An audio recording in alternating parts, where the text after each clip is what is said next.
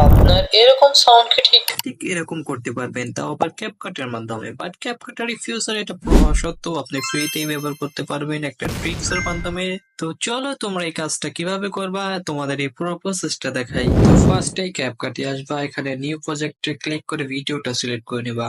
এখন এই ভিডিওটা থেকে অডিওটা আলাদা করবা। তো অডিওটাই ক্লিক করে পাশে স্ক্রল করলে দেখবা ইনহ্যান্স ভয়েস এই অপশনটা আছে। এখন এইটাকে অন করে কিছুক্ষণ ওয়েট করতে হবে। এইটা পুরো প্রসেসিং হওয়ার পর এইটাকে এখান থেকে 100 করে দেবা, না হলে পুরো বেটার রেজাল্টটা পাবা না। নেক্সট ডে এটাকে ডাউনলোড করতে গেলে এখানে দেখতে পাচ্ছ পুরো লোগো আছে, এই জন্য এটা এখান থেকে ডাউনলোড হবে না। তো তোমরা কিভাবে ডাউনলোড করবা চলো তোমাদের দেখাই। এখন তোমরা কি করবা, তোমাদের ফোনে দেখো স্ক্রিন রেকর্ড এই অপশনটা আছে, এইখানে যাওয়ার পর ডিভাইস অডিও এটাকে অন রাখবা। এটাকে অন রেখে স্ক্রিন রেকর্ডটা অন করে তোমাদের ভিডিওটাকে প্রথম থেকে প্লে করবা।